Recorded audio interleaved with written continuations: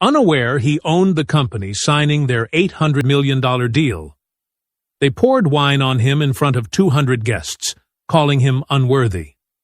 No one knew the man they mocked was the investor behind the entire deal. Phones were recording. Whispers spread fast. Something shifted in his eyes as he walked out without a word. And the fallout started before they even realized he'd moved. Before we go any further, we'd love for you to hit that subscribe button. Your support means the world to us, and it helps us bring you even more powerful stories. Now let's begin. You know that night where everything looked polished, but something ugly hid under the shine? That was the night Jamal Rivers walked into the Halcyon Grand Ballroom. He wore a navy suit, neat fade, simple watch. Nothing flashy. The kind of look rich people ignored because it did not scream for attention. He liked it that way. Let them guess, yo. Crystal lights hung over white tablecloths. A string quartet played something soft that no one really listened to. Perfume mixed with the smell of steak and wine. Phones were out. Nobody wanted to miss proof they had been in the room. On every screen, one logo kept spinning. Hale Quantum Systems. Their big $800 million deal with a mystery investor was all anyone talked about. The staff whispered about it in the hallway. The guests bragged like they owned it. Jamal moved through the crowd slowly, hands in his pockets, eyes scanning faces. Security had already stopped him once at the door. The guard had looked him up and down and asked, "You with catering, sir?" Jamal had smiled and shown his black invitation card with the silver seal. The guard had stepped aside, embarrassed, but still. Inside, the same energy followed him. Two women in sequins gave him a glance, then moved their clutches to the other arm like he might bump into them. A man in a tux cut in front of him at the bar and said, "Staff first, right?" with a little laugh. Jamal simply shifted to the side and ordered water. No need to explain himself. If tonight went the way he planned, explanations would not be necessary. At the far end of the room, cameras turned toward the stage as the host tapped the mic. His voice echoed over the low chatter. "Ladies and gentlemen, welcome to the Hale Quantum Systems Gala." Heads turned. Applause rose like a practiced reflex. Jamal stayed near a column, close enough to see, far enough to be invisible. The host smiled too wide. "Tonight, we celebrated a historic partnership. $800 million. A contract that would change the city, the market, maybe the world. You could feel the greed in the room grow thicker." Then she appeared. Vanessa Hale, the CEO's wife, glided onto the stage in a gold dress that caught every bit of light. She waved like royalty, lips painted in a perfect red line. Beside her stood her husband, Richard Hale, the face of the company, tailored suit pressed sharp. Everyone watched them. Everyone, except the man who owned the company waiting to sign that deal, Jamal. Whispers started before Jamal even moved. People clocked him from the corners of their eyes, nudging each other like he had wandered in through the service door. A server passed with a tray of wine, and one guest leaned toward her friend. "I swear that guy keeps showing up where he should not. Maybe he is staff trying to blend in." The friend laughed under her breath. "Cute suit, though." Jamal ignored it. He eased through the crowd, hands relaxed, steps measured. The carpet felt soft under his shoes, thick enough to swallow the noise. He watched the stage from a distance, eyes steady, jaw set. Vanessa spotted him first. Her smirk formed slow, like she recognized a target she had been waiting for. She whispered something to her husband, and Richard's brows dropped. Richard stepped off the stage with fake charm and walked straight toward Jamal. His smile looked tight. "Sir, are you supposed to be standing here?" He reached out and tapped Jamal's sleeve like he expected him to jump. Jamal kept his voice soft. "I am fine here. Just observing." Richard chuckled. "Observing?" "Right." He snapped his fingers at a server. "Get him a towel or something. Looks like he is sweating through that budget suit." A few guests looked over, trying not to stare. One man whispered loud enough, "Who let him into VIP? The staff entrance is on the other side."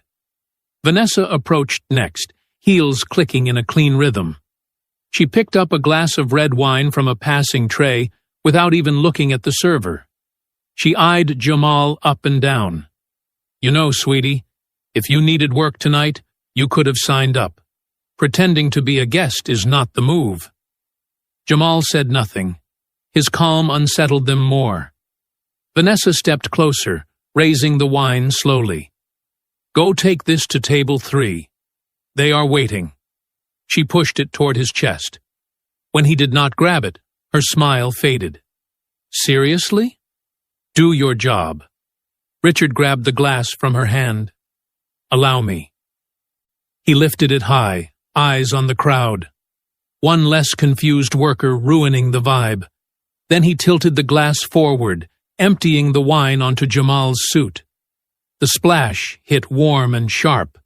A few drops slid down Jamal's collar. Gasps cut through the room. Someone whispered, "Damn, he really did that."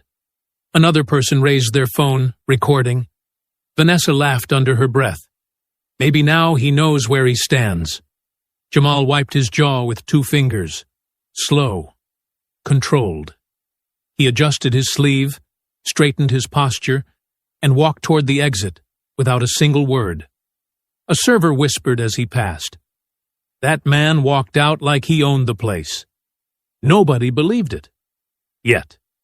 The hallway outside the ballroom felt cooler, almost silent after the burst of noise he left behind.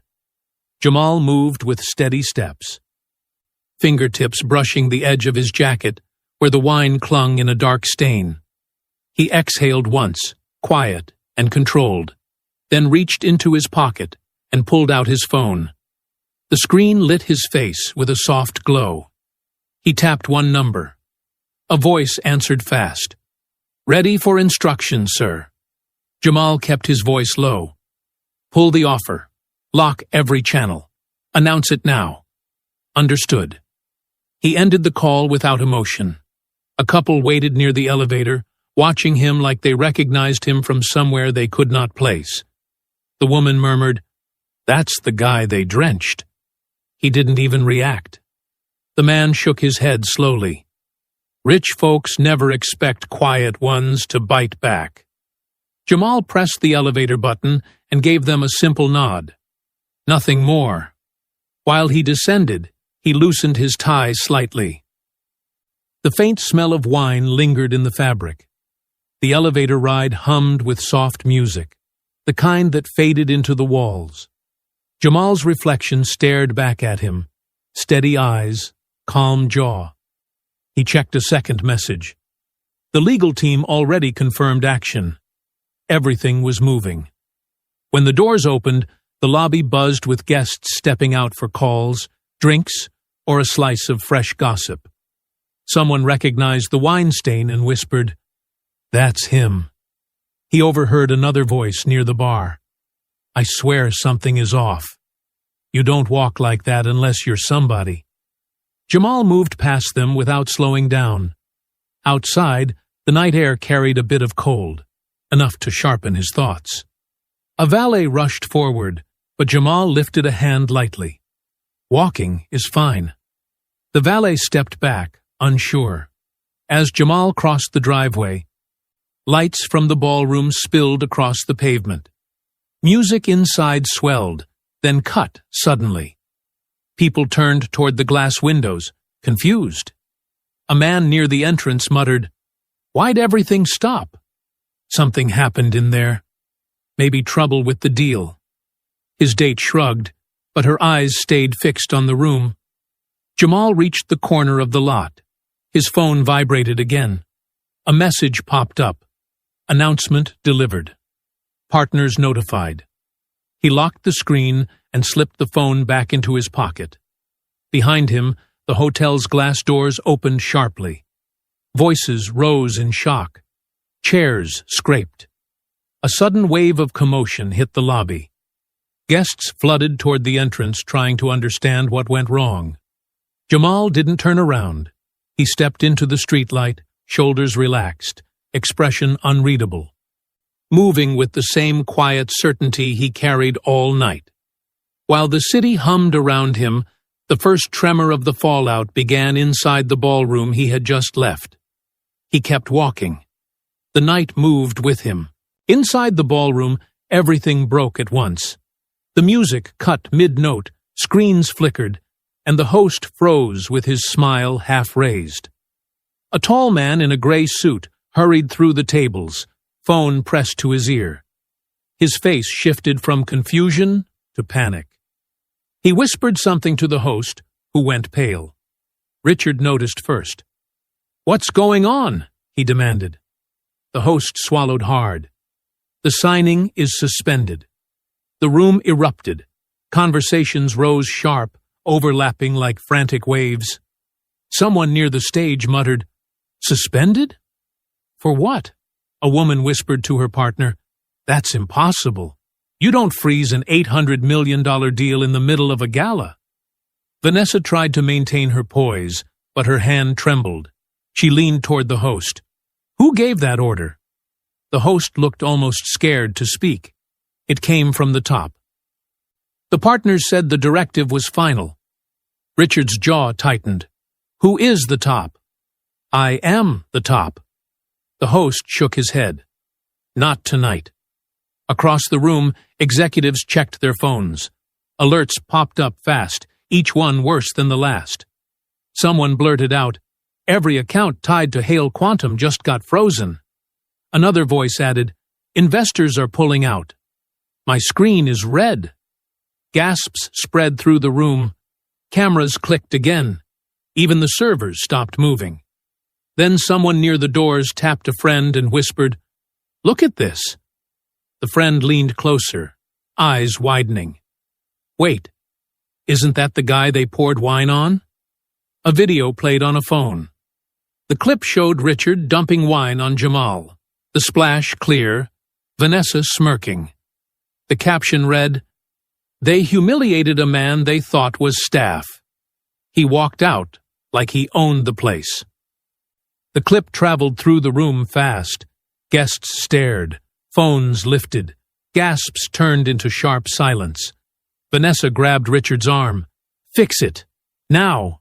He snapped back, "I don't even know what broke." Her voice cracked. Someone did this on purpose. A new alert appeared on the main display screens. Hale Quantum Systems, contract terminated. Richard blinked hard. Terminated? No warning? No negotiation? Someone from the board stormed up to him. "This is catastrophic." "Do you know who you offended?" Richard barked. "I offended no one." The board member shot back. "You offended the man who funded this deal."